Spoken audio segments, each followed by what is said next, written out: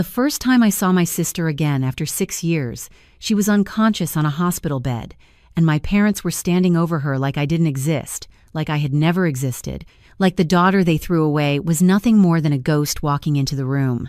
6 years ago, they believed her without even asking me a single question, believed that I had quit medical school, that I had thrown my future away, and in one night, they cut me off completely, financially, emotionally, like I had died and they had already moved on.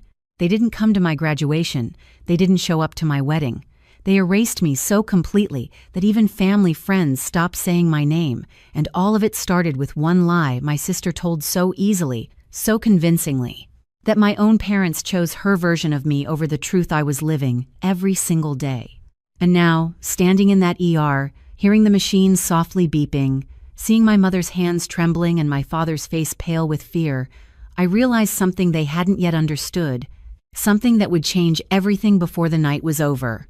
If this story speaks to your heart, only if it truly resonates with you, take a moment to like, subscribe, and share where you're watching from, along with your local time, because I always wonder who is out there listening to stories like mine in the quiet moments of their day or night. My name is Emily Carter.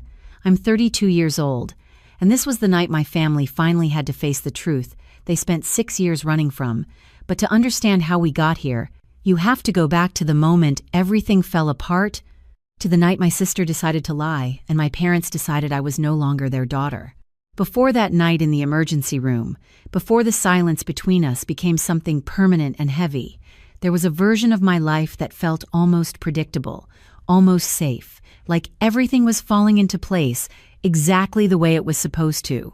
I was 26 years old, halfway through medical school, living in a small apartment about 15 minutes from campus, the kind of place with thin walls and a view of a parking lot, but it was mine, and I had built it with long nights of studying and early morning shifts at the clinic. Back then, my parents still called me every Sunday. My mom would ask if I was eating enough. My dad would remind me how proud he was that I was going to be a doctor, and for a while, I believed it. I believed I was the daughter they talked about to their friends, the one who made all the sacrifices worth it. And then there was Sophia. My younger sister had always been different, not in a way that was obvious at first, but in small ways that added up over time, ways you only noticed if you were paying attention.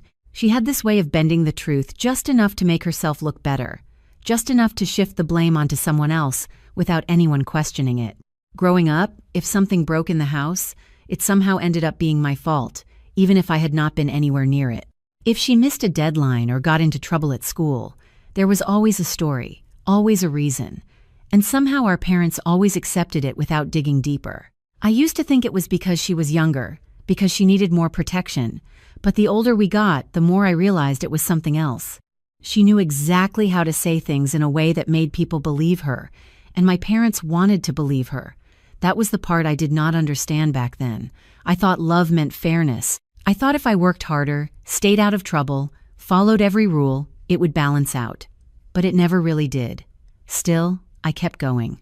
I focused on school, on becoming the person I had always said I would be. My days were packed. Lectures from 8 in the morning until early afternoon, then hours in the library, stacks of textbooks, notes spread across the table, coffee going cold beside me because I forgot to drink it. On weekends, I worked part-time at a local clinic, taking vitals, assisting where I could, learning in real time what it meant to care for people when they were at their most vulnerable. Those were the moments that grounded me. Those were the moments that made everything else worth it. And during all of that, I stayed connected to my family, or at least I thought I did. I called, I texted, I showed up for holidays when my schedule allowed. Every time I went home, it felt a little different, like something was slightly off, but never enough to name it. Sophia would make small comments, subtle ones, about how busy I was, how I never had time for anyone anymore, how I was probably going to forget where I came from. She would say it with a smile, like she was joking, and my parents would laugh along, but there was always something underneath it, something that made me feel like I was being slowly pushed to the outside without even realizing it. I remember one dinner in particular, about 6 months before everything fell apart. We were sitting around the table. My mom had made her usual Sunday meal, roast chicken, mashed potatoes, green beans, everything arranged just the way she always did. My dad was talking about work, Sophia was scrolling through her phone, and I was telling them about an exam I had just passed, one of the hardest in the program. I thought they would be proud. I thought it would be one of those moments we would remember. But before I could even finish, Sophia looked up and said, almost casually, that I had been talking about quitting, that I was overwhelmed, that maybe medical school was not really what I wanted after all. The room went quiet for a second, and I laughed, thinking she was joking, but she did not laugh back. She just kept going, adding details, saying she had heard me say it, that I was tired, that I felt like I could not keep up. I tried to interrupt, to correct her, but my mom's expression had already changed. My dad leaned back in his chair, his face tightening in a way I had never seen before, and in that moment, something shifted, something I could not stop once it started moving. I remember saying clearly that it was not true, that I had never said that I was doing well, that I was exactly where I wanted to be. But it felt like my words were landing too late, like the story had already been written, and I was just trying to edit it after everyone had decided how it ended. Sophia did not raise her voice. She did not get defensive. She just looked at them with that same calm expression and said she was worried about me, that she thought they should know. And somehow, that was enough. That was all it took to plant something in their minds that would grow into something much bigger, something that would follow me long after that dinner ended.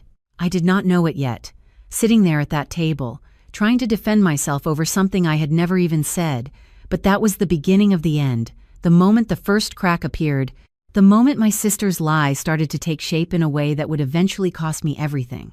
After that dinner, something in my family did not just feel off, it felt rearranged, like I had been quietly moved out of my place without anyone telling me, and no matter how normally I tried to act, I could feel it in the pauses, in the way my parents looked at me like they were trying to figure something out, instead of simply seeing me as their daughter.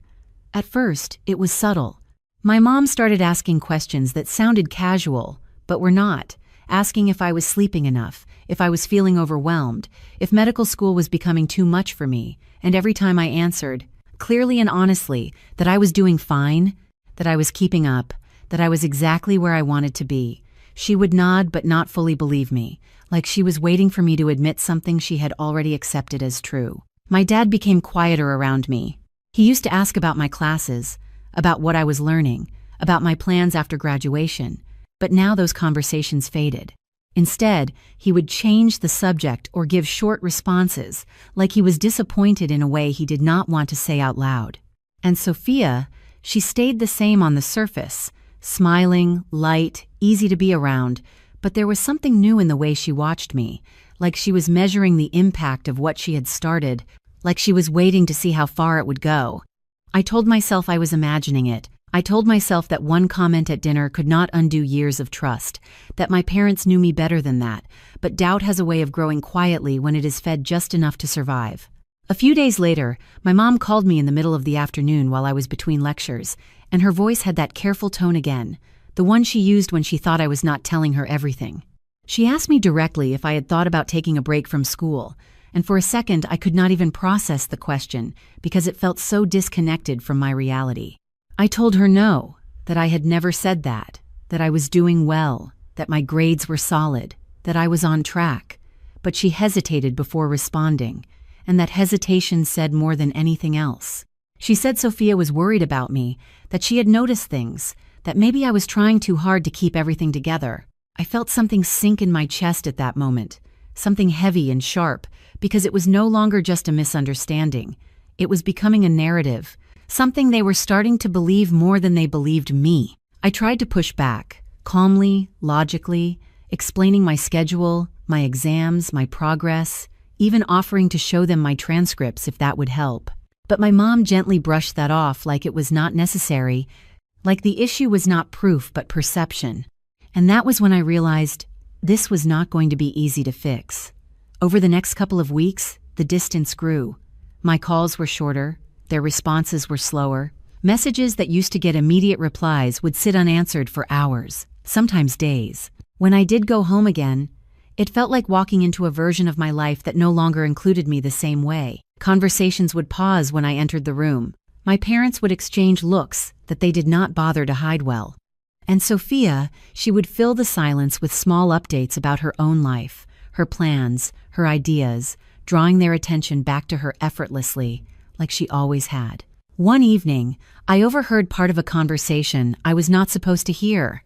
I had gone to the kitchen to get a glass of water, and my parents were in the living room, speaking in low voices, but not low enough. My dad said he did not understand why I would throw everything away after coming this far. My mom said maybe I was under too much pressure, maybe I was not as strong as they thought. And then Sophia's voice, soft and concerned, saying she just did not want to see me fail. I stood there, frozen, holding that glass, listening to them talk about me like I was not even in the house, like I had already made a decision that I had never made. I wanted to walk in and correct them, to tell them again that it was not true, but something stopped me. Maybe it was the way they sounded so certain, or maybe it was the realization that I had already tried to tell them and it had not changed anything. That was the moment I understood that this was no longer about one lie. It was about trust, and theirs had shifted away from me without me even realizing it was happening. I went back to my room that night and packed my bag quietly, earlier than I had planned to leave. And as I drove back to my apartment, the road felt longer than usual, like every mile was creating more distance than it should.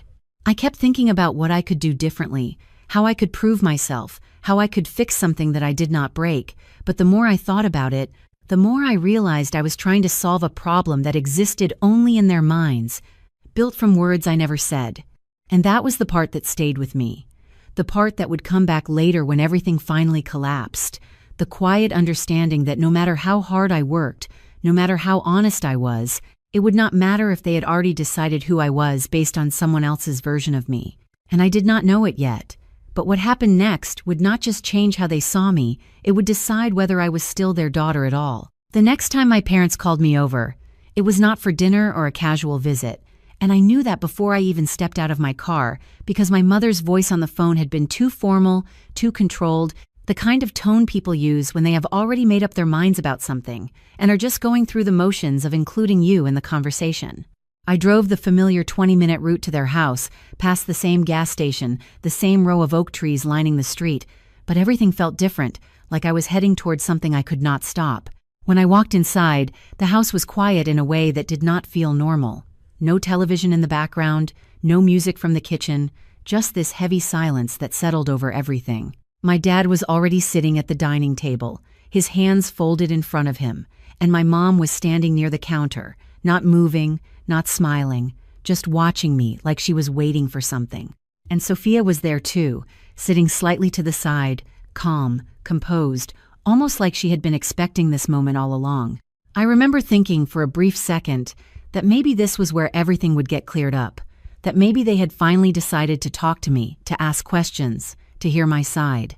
I sat down across from my dad, trying to keep my voice steady, asking what was going on, but instead of answering directly, he asked me a question that made my chest tighten almost immediately. He asked me why I had been lying to them. Not if I had been struggling, not if something was wrong, but why I had been lying. I felt the words hit me like something solid, something I could not move around, and I told him again, clearly, that I had not lied about anything, that I was still in school, that I had never quit, that whatever Sophia had said was not true. But he did not react the way I expected. He did not look confused or relieved or even uncertain. He looked disappointed, like I had just confirmed something he already believed. My mom stepped in then, her voice softer but no less firm, saying they had spoken to someone who knew about my situation, that they had heard I had stopped attending certain classes, that I had been falling behind, that I had not been honest with them about how things were going. I could feel my heart starting to race, not because any of that was true, but because I did not understand where it was coming from, how something so completely false had turned into something they were now presenting as fact. I tried to explain again, going through my schedule, my grades, even pulling out my phone to show them emails from professors, confirmations of my progress, anything that could ground the conversation in reality, but it was like trying to hold on to something that was already slipping away. Every piece of proof I offered was met with doubt, with questions, with that same look that said they were no longer sure who I was. And then Sophia spoke, not loudly, not dramatically, just enough to shift the entire room. She said she had not wanted to bring it up like this, but she was worried that I was in denial, that maybe I was trying to keep up appearances because I did not want to disappoint them. She said she had seen me break down, that I had told her I could not handle it anymore, that I felt like I was failing. I stared at her, trying to process how easily she was saying these things, how detailed her version of events was, how believable it sounded to anyone who did not know the truth. I told them again, more firmly this time, that none of that had happened, that I had never said those things, that I was doing well, but my voice sounded smaller in that room than it ever had before, like it was being absorbed by something larger than me. My dad pushed his chair back slightly, his expression hardening, and said he could not support me if I was not being honest, that they had invested too much in my education to watch me throw it away while pretending everything was fine. My mom added that they were not going to continue sending money or helping me if I was going to lie about something this serious, that I needed to take responsibility for my choices. And that was when it happened, the moment everything crossed a line that could not be undone. They told me they were cutting me off, financially and otherwise, until I could prove that I was telling the truth, until I could show them that I had not quit, until I could be the person they thought I was supposed to be. I sat there, trying to understand how I was supposed to prove something that was already true, how I was supposed to undo a lie that had already taken root so deeply in their minds. I looked at Sophia, waiting for something, anything, a sign that she would correct it, that she would admit what she had done, but she just looked back at me with that same calm expression, like none of this was her responsibility anymore. I felt something inside me shift then, not loud or dramatic, but final in a way I could not fully explain at the time. I realized that this was not a misunderstanding that would resolve itself, not a temporary conflict that would pass. This was a decision they were making, one that placed me outside of the family I had always believed I belonged to. I stood up slowly, my hands steady, even though everything inside me felt unsteady, and I told them I was not lying, that I had never lied, that one day they would realize that, but I did not argue beyond that. There was nothing left to say that they were willing to hear. As I walked toward the door, my mom called after me, saying they hoped I would come back when I was ready to be honest, and my dad said nothing at all. And Sophia, she stayed silent, watching me leave like this was just another outcome she had already accounted for. I stepped outside into the cool evening air, closed the door behind me, and for the first time, it felt like I was not just leaving their house, I was being erased from it, and I did not know then how long that absence would last. Only that everything I thought was secure had just been taken from me in a single conversation that I never even had a fair chance to win. The drive back to my apartment that night felt longer than it had ever been, even though it was the same 20 minutes I had driven countless times before, the same streets, the same traffic lights, the same quiet neighborhoods passing by my window, but nothing about it felt familiar anymore, because I was no longer the same person who had made that drive earlier that day. I was someone who had just been cut off from everything I thought was permanent, everything I thought was mine.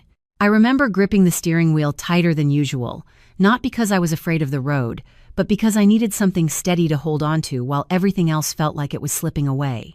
Their words kept replaying in my mind, not loud, not dramatic, just constant, like a quiet echo that would not stop. And the part that hurt the most was not even what they said, it was how easily they said it, how quickly they chose to believe something about me that was not true, without giving me a real chance to prove otherwise. When I got back to my apartment, I sat in my car for a while before going inside, staring at the building like it belonged to someone else, like I was about to step into a life I had not planned for. Inside, everything looked the same. My textbooks stacked on the table, my notes spread out exactly where I had left them, my schedule written on the whiteboard by the door, reminders of exams, shifts, deadlines, all the things that still existed even if my family had decided to step out of my life. I walked over to the table and picked up one of my textbooks, flipping it open to a page I had been studying earlier that week, and for a moment, I just stood there, trying to reconnect with the version of myself who had been focused, determined, certain about where she was going. But something had changed, not in my goals, not in my work, but in the foundation underneath it all. I no longer had the safety net I did not even realize I had been relying on. That night, I did not sleep much. I lay awake, staring at the ceiling, thinking about everything that had just happened, trying to figure out what I could do next, how I could fix something that felt so far out of my control. I thought about calling them again, about showing up with more proof, more evidence, more explanations, but a part of me already knew it would not matter, not right now, not when they had already made their decision. The next morning came too quickly, and with it, reality settled in with a kind of quiet clarity that was almost more difficult than the shock of the night before. I had tuition to pay, rent due at the end of the month, bills that did not stop just because my parents had decided to step away. I sat at my kitchen table with a notebook and started writing everything down: my expenses, my savings, what I could realistically cover on my own, and what I could not. The numbers did not lie, and they did not look good. For the first time, I had to consider the possibility that I might not be able to continue the way I had been, not because I had failed, but because the support I had counted on was gone. But even then, even in that moment, something inside me refused to accept that this was how my story would end. I had not worked this hard, sacrificed this much, just to stop because of something I did not even do. So I started making calls, not to my family, but to my school, to financial aid, to anyone who might have an answer, a solution, a way forward. I applied for emergency assistance, scholarships, anything I could find. And at the same time, I picked up more hours at the clinic, taking on extra shifts, staying later, doing whatever was needed because I knew I did not have another option. Days turned into weeks, and weeks into months, and slowly, I built a new routine, one that did not include weekend calls from my parents or holidays at their house, one that was quieter, more exhausting, but also more real in a way I had not expected. There were moments when it hit me all over again, walking past families on campus, seeing parents visiting their kids, hearing classmates talk about going home for breaks, and realizing I did not have that anymore, not in the way I once did. I still sent them updates at first, messages about my progress, my exams, my life, hoping that maybe at some point they would see the truth for themselves, that they would reach out, that they would ask questions instead of assuming answers. But the responses never came. Days passed, then weeks, and eventually the silence became its own kind of answer. And through all of that, through the exhaustion, the uncertainty, the loneliness that settled in during the quiet moments, I kept going. I showed up to every class, every shift, every exam, not because it was easy, but because it was the only way forward I could see. I told myself that one day they would understand, that one day the truth would be undeniable. But I also started to accept something else, something I had been resisting since the moment I walked out of that house. I started to understand that I might have to build a life without them in it, at least for a while, maybe longer, and that realization did not break me the way I thought it would. It changed me. It made me quieter, more focused, less willing to chase approval that might never come. And I did not know it yet, but the person I was becoming in those months, the one who kept going without support, without recognition, without a safety net, was the same person who would one day walk into that emergency room and face them again, not as the daughter they dismissed, but as someone they would have no choice but to see differently. The first few months without my family felt like trying to walk through a life that had suddenly lost its background noise. Everything still functioned, everything still moved forward, but there was a silence underneath it that I could not ignore no matter how busy I kept myself. I filled my days as much as I could, classes starting early in the morning, sometimes before the sun was fully up, and shifts at the clinic stretching late into the evening, sometimes 12 hours on my feet, barely sitting down except for a quick break that never felt long enough. I told myself that staying busy was the best way to get through it, that if I kept moving, I would not have to think about the empty space where my family used to be. And for a while, it worked. There was comfort and structure, in knowing exactly what I had to do each day, in focusing on something that had clear expectations and measurable outcomes. Patients needed care, exams needed to be passed, bills needed to be paid, and none of those things depended on whether my parents believed me or not. But the quiet moments always found their way in. Walking back to my apartment after a long shift, unlocking the door to a space that was completely still, no voices, no one asking how my day was, no one to share even the smallest details with. Holidays came and went in a way that felt almost unreal. Thanksgiving was the first one I spent alone. I remember buying a small, pre-cooked meal from a grocery store, something meant for one or two people, heating it up in my kitchen, sitting at the table with a single plate, and realizing how different everything had become in such a short time. I thought about calling them that day, just to hear their voices, just to pretend for a moment that nothing had changed.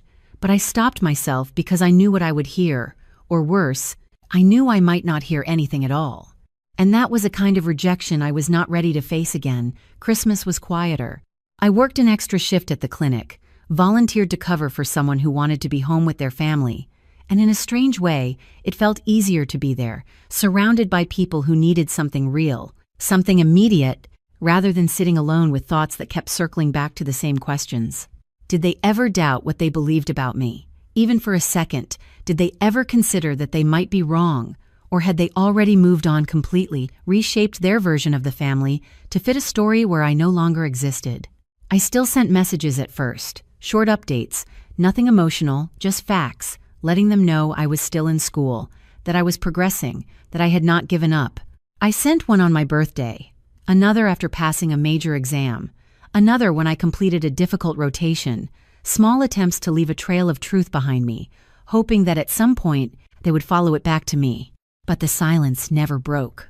It became something I had to learn to live with, something that stopped surprising me and started settling into the background of my life.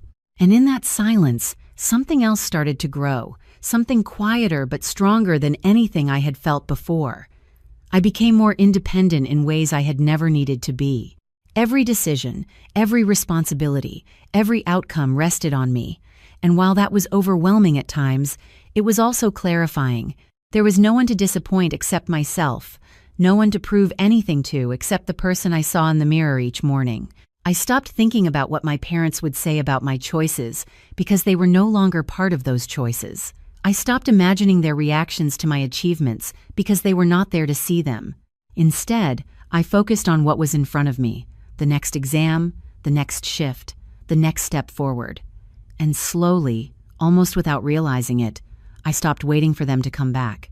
There was a moment, about a year after everything happened, when I noticed the shift clearly. I had just finished a long day at the clinic, one of those days where everything felt heavy, where every patient carried a story that stayed with you longer than you expected, and I walked out into the evening air, tired but steady, and I realized I had not thought about my family once that entire day. Not in a way that hurt, not in a way that distracted me, just not at all. It was not that I had forgotten them, it was that my life had expanded in a different direction, one that did not revolve around whether they were part of it. And that realization was both freeing and unsettling at the same time. Because it meant I was moving on, whether I had intended to or not. Years passed like that, not quickly, but consistently, each one building on the last, each one taking me further away from the person I had been when I walked out of that house. I graduated without them there, walked across the stage in a room filled with families celebrating, hearing applause that did not include the voices I once expected to hear, and I told myself it was enough, that I was enough, even if they were not there to see it. I got married in a small ceremony, surrounded by a few close friends who had become my chosen family, people who had seen me through the hardest parts and stayed, and even then, there was a space left unfilled, a quiet absence that no one else could replace. But I did not let it stop me. I kept going, building a life piece by piece, becoming someone stronger, someone more grounded, someone who no longer needed the approval that had once meant everything to me. And still, even after all that time, even after everything I had built without them, there was a part of me that never fully let go of the question that had started it all, the question of whether they would ever see the truth, or if the version of me they chose to believe would always be the one that stayed with them, no matter what I did. By the time I reached my early 30s, the version of my life that once felt like a backup plan had quietly become my real one, structured, independent, and steady in a way that no longer depended on anyone else's approval.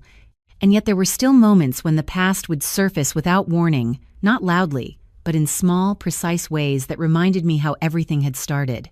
It usually happened at work, in the middle of something routine, like reviewing a chart or walking down a hospital hallway, when I would hear a familiar last name or see a face that reminded me of someone I used to know, and for a split second, I would be pulled back into a version of myself that still expected to have a family behind her. But those moments passed quickly, replaced by the rhythm of the life I had built, the one I had earned piece by piece without them.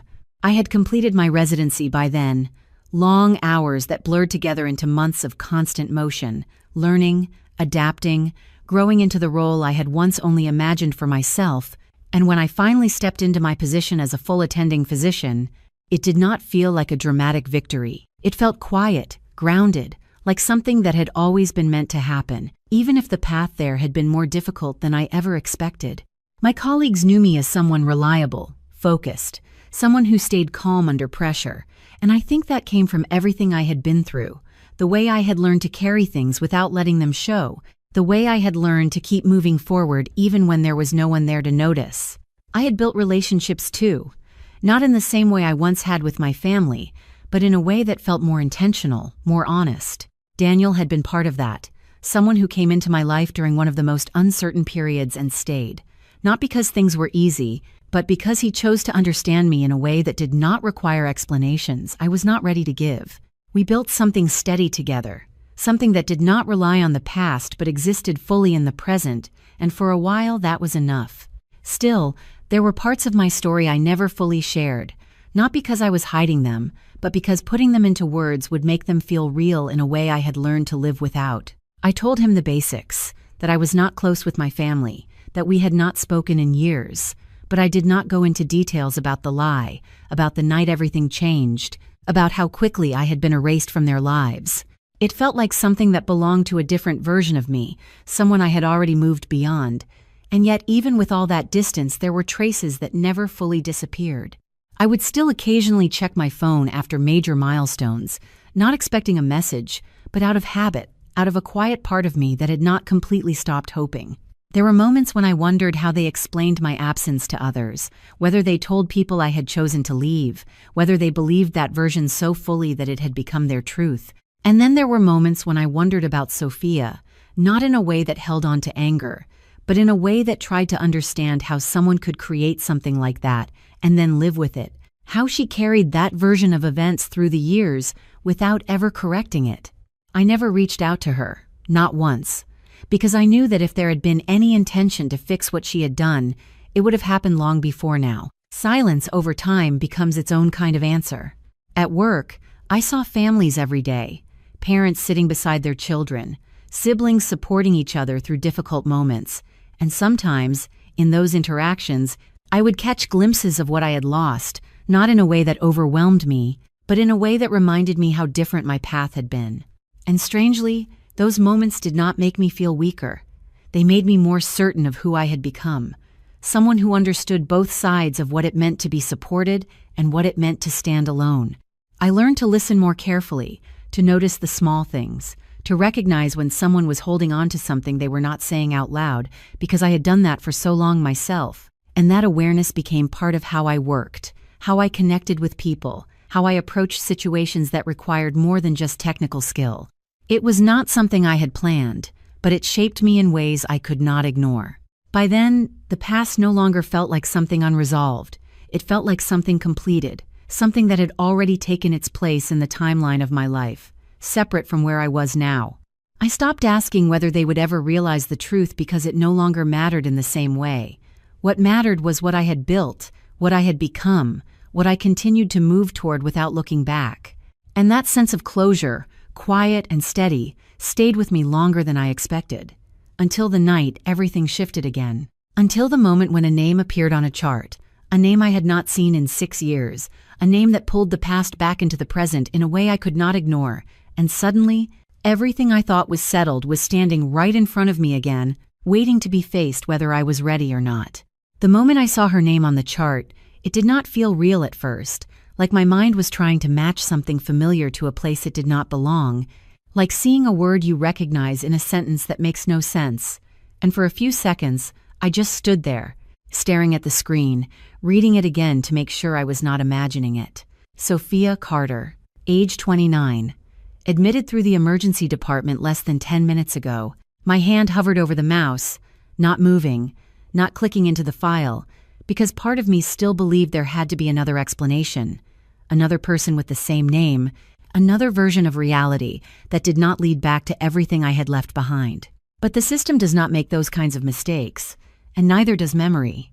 I could feel something shift inside me, not the sharp pain I remembered from years ago, but something steadier, heavier, like the past had just been placed directly in front of me again without warning.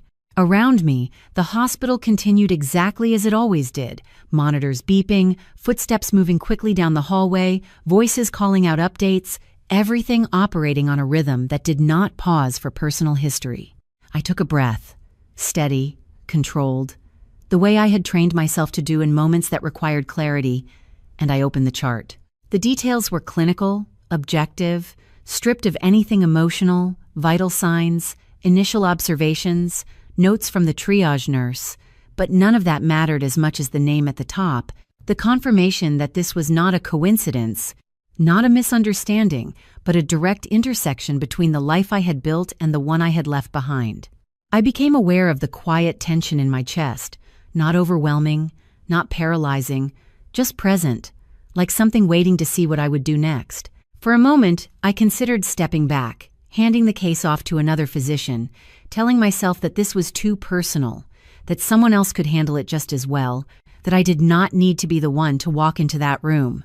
It would have been the easier choice, the safer one, the one that kept the distance I had spent years creating.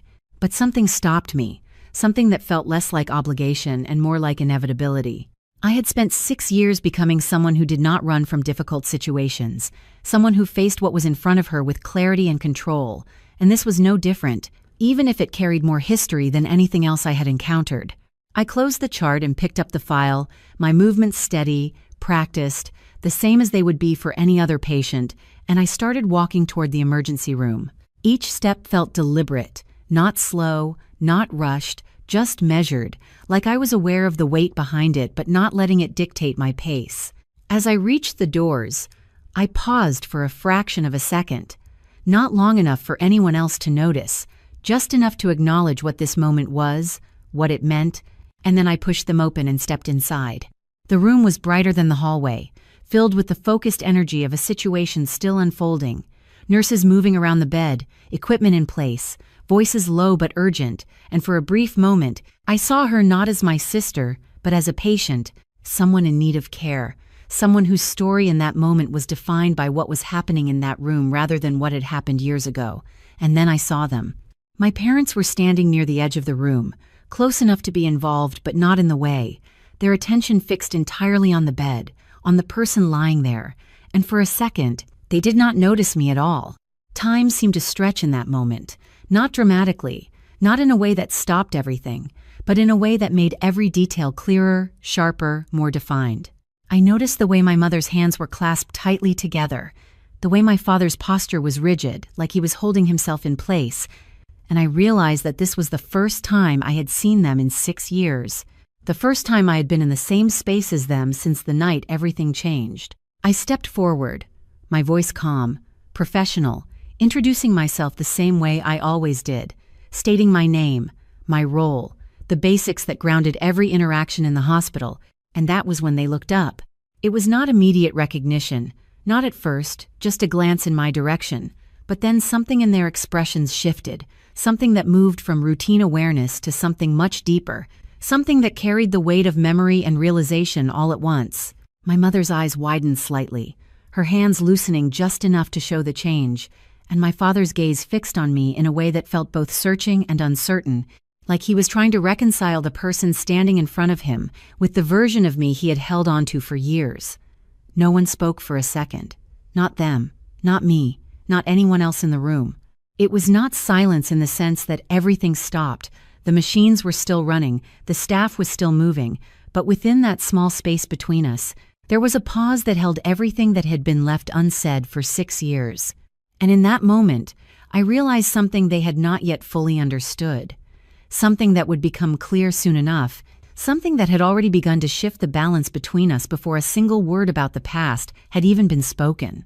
Because I was not walking into that room as the daughter they had dismissed, I was walking in as the doctor they needed, and that was a reality none of us could ignore anymore. For a few seconds, no one moved, and in a place where every second usually mattered, where decisions were made quickly and without hesitation, that pause felt almost unreal, like time had slowed just enough for something else to surface beneath everything that was happening in the room. I kept my posture steady, my voice calm, focusing on the patient in front of me, on the monitors, the readings, the details that required my full attention, because that was what I had trained myself to do, separate what I felt from what needed to be done. I asked the nurse for a quick update, reviewed the initial notes, and began giving instructions, each one clear, measured, professional, as if this were any other case, as if the name on the chart did not carry 6 years of history behind it.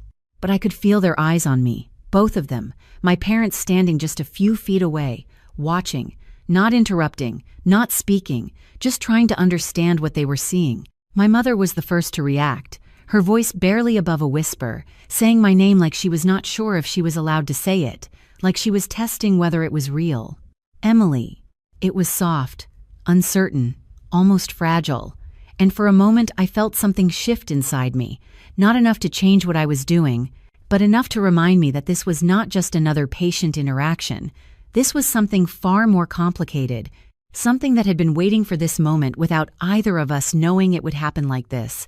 I did not respond to her right away, not because I was ignoring her, but because I was in the middle of something that required my focus, and for the first time, that distance between us was not something I was struggling against. It was something I was maintaining on purpose.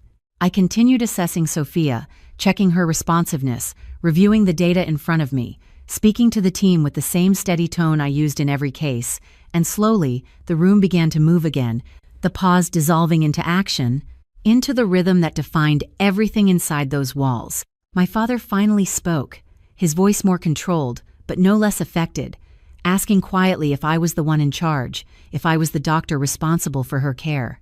There was something in the way he said it, something that carried both disbelief and realization at the same time, like he was trying to reconcile two versions of reality that no longer fit together. I answered simply, without hesitation, confirming that I was leading the case, that I would be overseeing everything moving forward, and I watched as that information settled in, not dramatically, not with any outward reaction, but with a kind of quiet weight that changed the way he stood, the way he looked at me. My mother took a small step closer, her expression searching, like she wanted to say more but did not know where to begin, and for a second, it felt like we were standing on the edge of something that could either open everything up or close it off completely. But before anything else could be said, one of the monitors signaled a change, a subtle shift that required immediate attention, and just like that, the moment passed, replaced by the urgency of the present. I gave the necessary instructions, adjusted the approach, focused entirely on what needed to be done, and in that space, there was no room for anything else. Not history, not questions, not explanations, just the work in front of me. And that was where I stayed, grounded in the role I had earned, the one they had never seen, the one they had assumed I had walked away from. Time moved forward again, not in the abstract way it had during that first pause, but in the structured, deliberate way that defined everything in that room, minutes marked by actions, decisions, responses, each one building on the last. Eventually, the immediate situation stabilized, not resolved, but steady enough to allow for a shift in focus, and the tension in the room changed again, not gone, but different, less urgent, more aware. I stepped back slightly, giving the team space to continue monitoring, and for the first time since I had walked in, there was a moment where I was not actively doing something, where the stillness returned, not as heavy as before, but present enough to bring everything else back into view.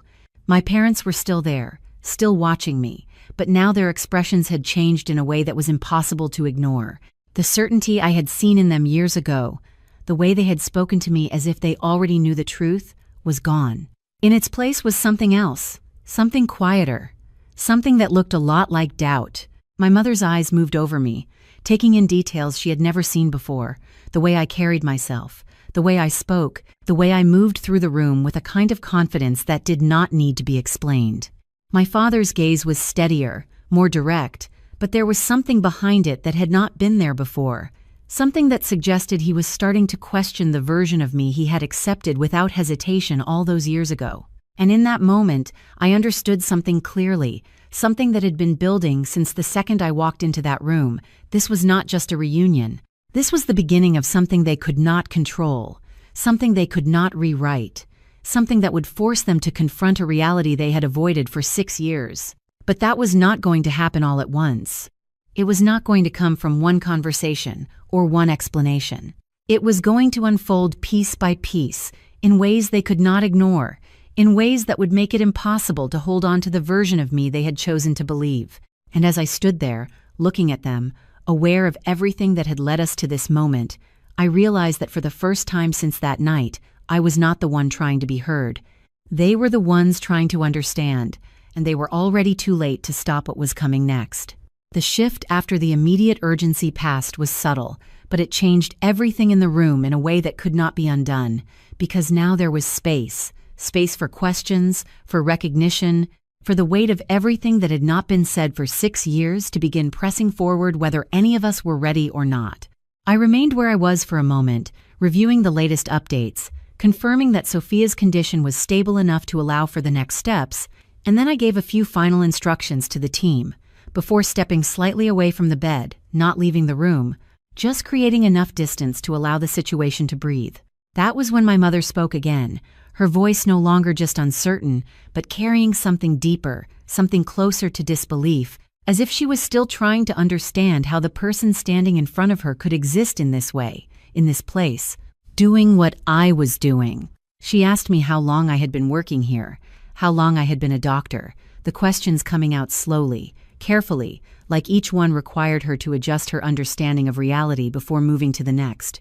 I answered simply, giving her the facts without adding anything more, the timeline of my residency, the years that had passed, the progression that had happened entirely without them. Each answer seemed to land heavier than the last, not because of how I said it, but because of what it meant, because every detail contradicted the version of me they had accepted without question. My father did not speak immediately, but I could see it in the way he watched me, the way his expression shifted from confusion to something more difficult to define, something that looked like realization but had not fully formed yet. He glanced toward Sophia for a brief moment, then back at me, as if trying to connect something that had never been connected before. The room felt quieter now, not because the hospital had slowed down, but because everything between us had become more focused, more contained, like all the noise had moved to the background to make room for what was happening here.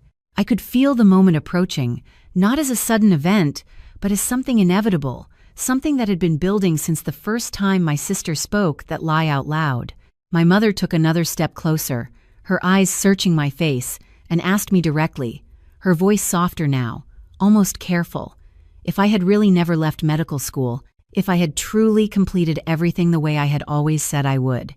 It was a simple question, but it carried the weight of everything that had come before it, everything they had chosen to believe instead. I held her gaze for a moment before answering, not with emotion, not with anger, just with the same calm clarity I had used all night, telling her that I had never quit, that I had never fallen behind, that everything she was seeing now was the result of years of work I had continued even after they had walked away. There was no need to say more than that. The truth did not require explanation anymore. It was standing right in front of them. My father exhaled slowly, a small, controlled movement that seemed to release something he had been holding on to, and when he finally spoke, his voice was different than it had been years ago, less certain, less rigid, as he asked how that could be possible, how everything they had been told could have been so wrong. And there it was, the shift I had been waiting for without even realizing it, not the full understanding yet, but the beginning of doubt turning into something they could no longer ignore. I did not answer that question right away, because I did not need to. The answer was already in the room, in the silence that followed, in the way their attention slowly moved from me to Sophia, who was still lying there, quiet, unable to speak for herself in that moment.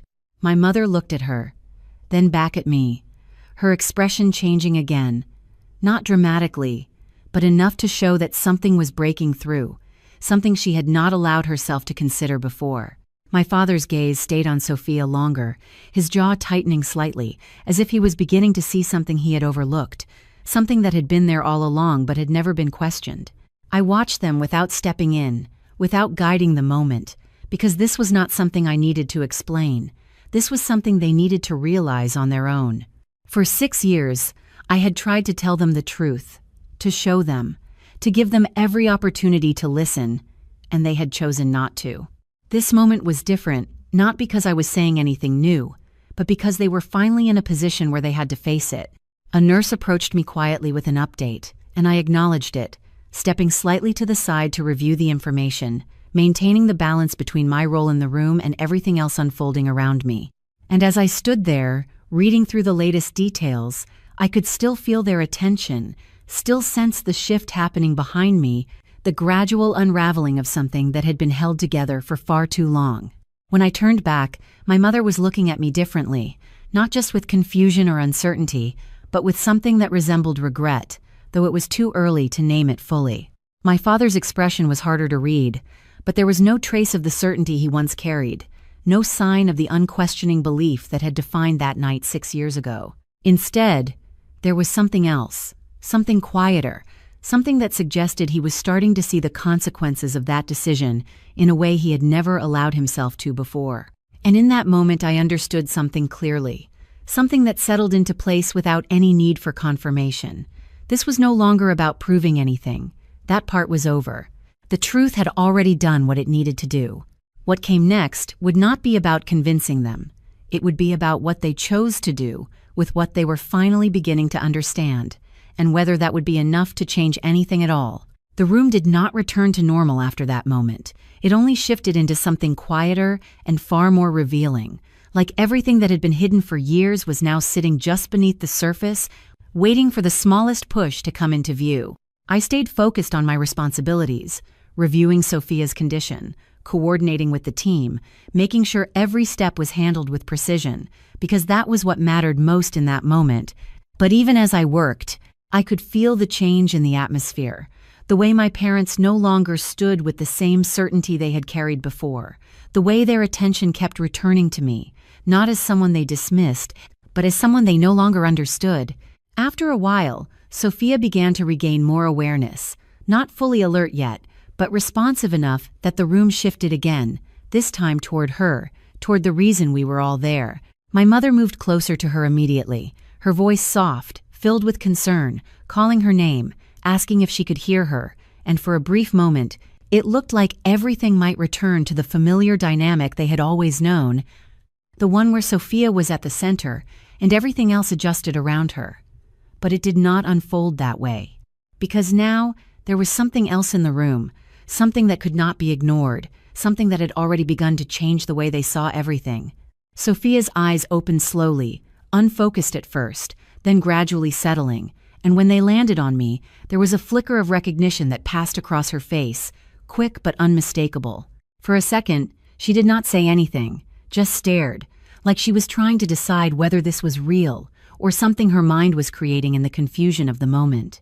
And then, quietly, almost under her breath, she said my name. Not confidently, not the way someone speaks to a familiar presence, but carefully, like she was testing it, like she was unsure what would happen after she said it. That single word shifted everything again. My mother looked at me, then back at her, then at me again, her expression tightening in a way that suggested she was beginning to connect something she had not allowed herself to see before. My father stepped slightly closer, his attention now fully on Sophia, his voice controlled but firm as he asked her what she had meant years ago, what she had told them, why she had said the things that led to everything that followed. It was not an accusation yet, not fully, but it was no longer unquestioning acceptance either.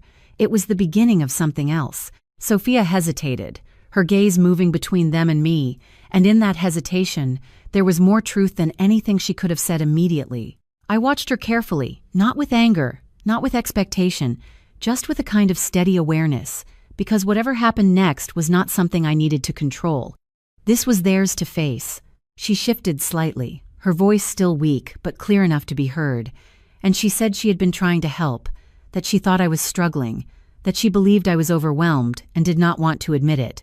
The same version of events she had used before, the same framing, the same careful positioning of herself as concerned rather than responsible. But this time, it did not land the same way. Because now, there was evidence standing right in front of them, not words, not assumptions, but reality that contradicted everything she was saying. My father's expression changed first, his jaw tightening, his gaze sharpening in a way I had not seen directed at her before, and he asked again, more directly this time, whether I had ever actually told her I was quitting, whether there had ever been a moment where I said I was giving up. There was a pause, longer this time, heavier, and Sophia did not answer immediately. My mother looked at her, waiting, her hands still resting lightly on the edge of the bed, but now there was something else in her expression, something closer to realization than concern. And in that silence, everything shifted again. Because the absence of an answer can sometimes say more than any explanation ever could. I did not speak. I did not need to. For 6 years, I had carried the weight of trying to explain something no one wanted to hear, and now, for the first time, I was not the one being asked to prove anything. The focus had moved, the questions had changed, and the truth was no longer something I was trying to push forward. It was something they were starting to uncover on their own. Sophia finally looked away, her voice quieter now, less certain, and she said she might have misunderstood, that maybe she had interpreted things differently than I intended. It was a small shift, almost subtle, but it was enough, because it was the first crack in the version of events that had held for so long. My father stepped back slightly, running a hand across his face, as if trying to process everything at once, and my mother's eyes filled with something I had not seen directed at me in years, something that looked painfully close to regret. The room felt different now, not just because of what had been said, but because of what had been revealed without needing to be fully spoken. I remained where I was, steady, composed, aware of everything unfolding, but not pulled into it in the way I once would have been, because this was not about reliving the past.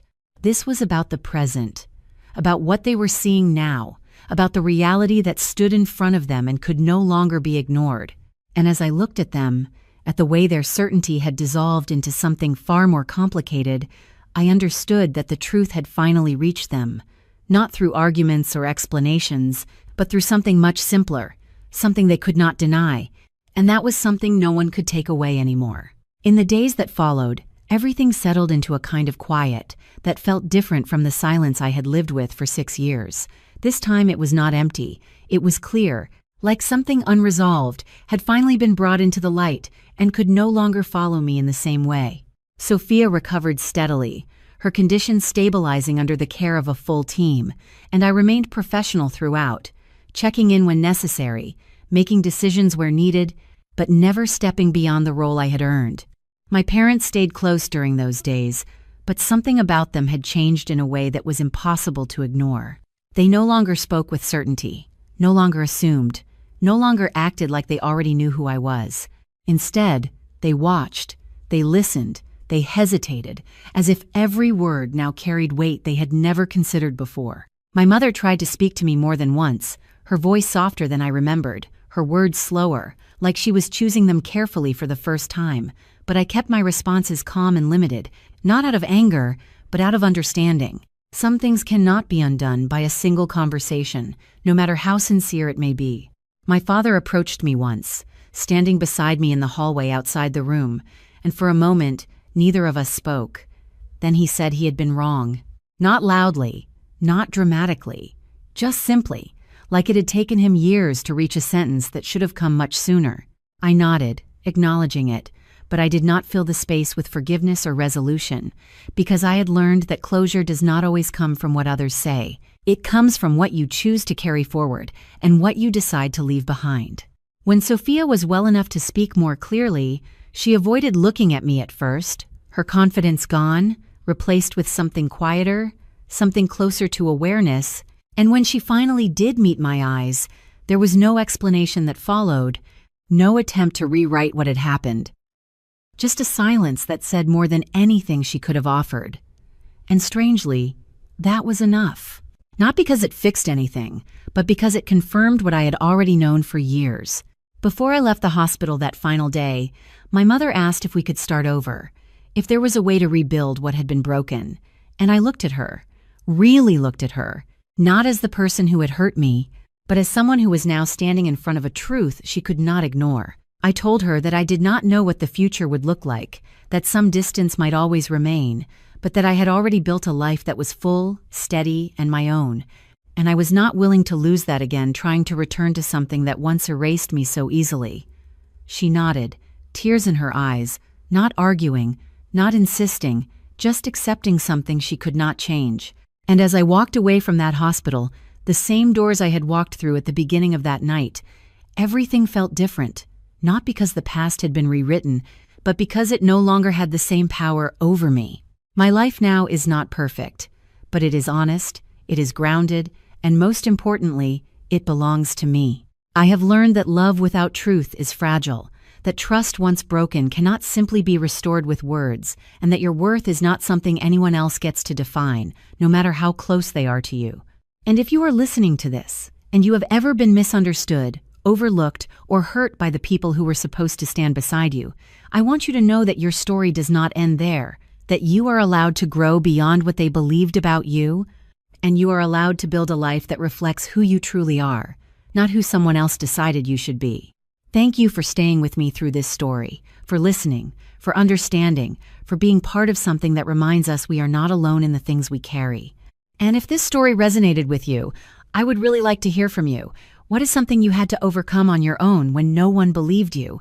And where are you in your journey now? And if this meant something to you, you can show your support in whatever way feels right for you. My name is Emily Carter. I am 32 years old, and the lesson I want to leave with you is this: never let someone else's version of you become your truth.